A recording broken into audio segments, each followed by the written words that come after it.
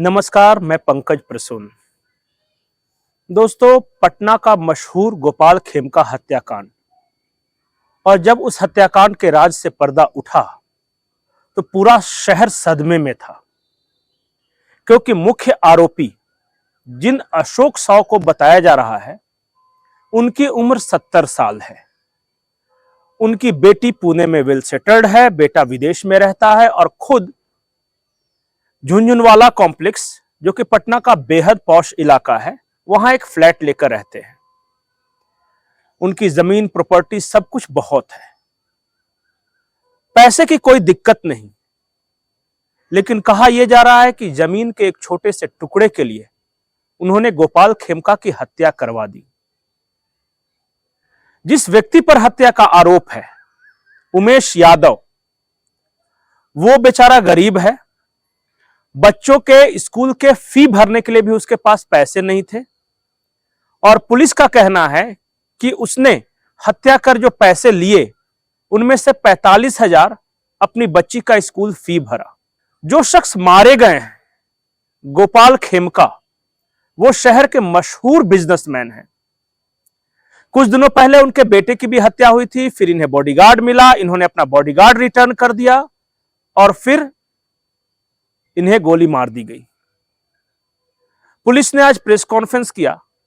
सबसे पहले पुलिस ने क्या बताया वो सुनिए, उसके बाद आगे की कहानी में जो तथ्य आए हैं वो इन्वेस्टिगेशन में शूटर पकड़ा गया है। हम लोग के पास पुख्ता सबूत है कि यही शूटर है।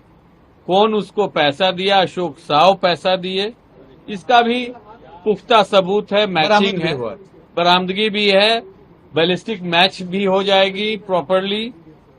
अब जो अब कारण कई हो सकते हैं, इसमें समय लगेगा, काफी रिकॉर्ड्स जांच करने पड़ेगी। तो पुलिस का कहना था कि उन्होंने इस केस को क्रैक कर लिया है। चंद सवाल हैं जिसका जवाब फिलहाल पुलिस नहीं दे रही। इस पूरे हत्याकांड के मूल में जमीन का एक टुकड़ा है। वो जमीन कहां है? कौन सी जमीन के लिए विवाद हुआ? कितने पैसों का विवाद था? और कहां है वो जमीन? उसका लोकेशन क्या है जिसके लिए पूरी हत्या हुई? उसके बारे में पुलिस का कहना था कि अभी इन्वेस्टिगेशन जारी है। दूसरा मूल सवाल कि पहले बताया गया कि 10 लाख के लिए यह हत्या हुई, 10 लाख में दिया गया हत्या की सुपारी। फिर कहा गया कि चूंकि वो विकास उर्फ राजा 10 लाख मांग रहा था, तो उमेश यादव ने, जो कि ऑलरेडी अशोक साव को जानता था, सिर्फ 4 लाख रुपए में इस हत्याकांड को अंजाम दे दिया। लेकिन शुरुआती आप सीसीटीवी फुटेज याद कीजिए, उमेश यादव अकेला यह हत्या करने वाला नहीं था, कुछ और लोग थे जो रेकी कर रहे थे। वहां से वो हेलमेट पहने हुए गोली मारता है, फिर वहां से मोटरसाइकिल से वो मूव करता है और वो जाता है, फिर ओवरब्रिज पार करता है। वो शायद जो मेरिन ड्राइव तरफ है उधर भाग रहा था, पता नहीं एग्जैक्ट लोकेशन क्या है। क्या एक अकेला शख्स वो रेकी भी कर रहा है, फिर वो इंतजार भी कर रहा है, वो गोली भी मार रहा है, गोली मारकर भाग गया? ये इतना आसान लगता है क्या? और तीसरा और जो सबसे बड़ा सवाल, जिस बाल्कीपुर क्लब के ये सदस्य थे और वहां सब बड़े बड़े बिजनेसमैन, बहुत अमीर लोग आते हैं, उसका सीसीटीवी फुटेज का कोई बैकअप क्यों नहीं है? इस बात की जानकारी खुद पुलिस ने प्रेस कॉन्फ्रेंस में दी। बाल्कीपुर गेस्ट हाउस, जहां बिहार भर के सारे रईस रहते हैं, उसका सीसीटीवी फुटेज नहीं है, वहां कोई बैकअप नहीं है। यह कुछ आश्चर्यजनक नहीं लग रहा आपको? कहानी में चौथा झोल कि 400 मीटर की दूरी है मोटा मोटी थाना और जहां पे यह हत्या की वारदात हुई। 400 मीटर पहुंचने में, मान लिया रात का 11:30 का वक्त है, पटना का पॉश इलाका है, एक फायरिंग होती है 400 मीटर। वो फायरिंग पुलिस ऐसे भी सुन लेती है। उसके बावजूद पुलिस को फोन किया गया। पुलिस कितने देर बाद पहुंची वहां? पत्रकार बता रहे कि 2 घंटे बाद। और जो बिहार के डीजीपी हैं वो कह रहे हैं कि नहीं 2 घंटे लेट नहीं थे, हम सिर्फ 50 मिनट लेट थे।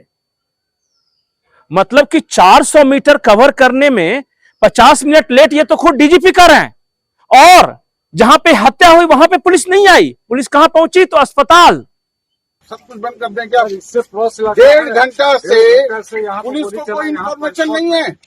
यहाँ 1:30 बजे, 11:30 बजे गोली चला। 11:30 बजे यहाँ गोली मारा गया है। तो बगल में आपका थाना है, और जो आदमी उसके बाद 10 मिनट बाद यहाँ पहुंचे हैं, यहाँ से जिप्सी क्रॉस की है, उसको भी नहीं पता कि हमारे एरिया में क्या रखा है। 12 बजे हमने आपको पुलिस कंट्रोल रूम में मैसेज दिया।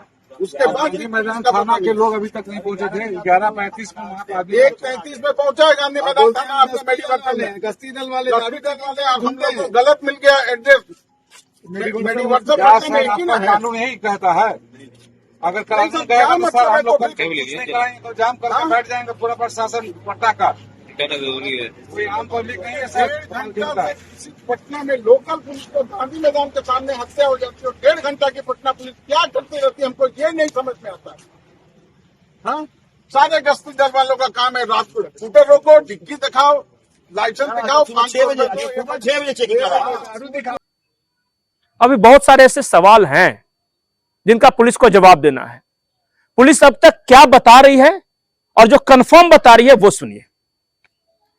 पुलिस कह रही है कि जो हत्यारा है उसको हमने पकड़ लिया, जो आर्म्स का इस्तेमाल हुआ हत्या में उसको पकड़ लिया, जिसके साथ पहले बातचीत हुई थी उसका एनकाउंटर कर दिया।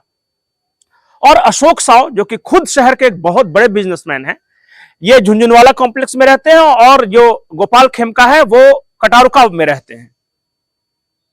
इन दोनों के बीच तकरार की वजह से ये हुई सिर्फ 4 लाख रुपए में। अशोक साव जमीन का काम करते थे, उन पे कई तरह के आरोप थे, ये पुलिस का कहना है।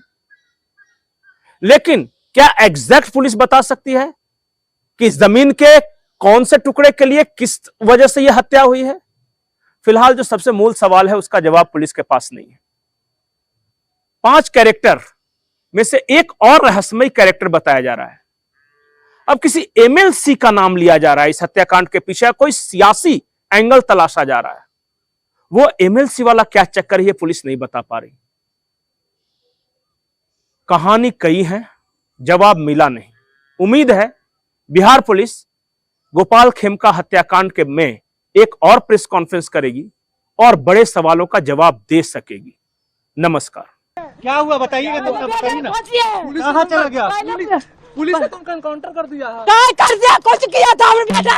आरोप ये लगा था कि उन्होंने हथियार सप्लाई किया।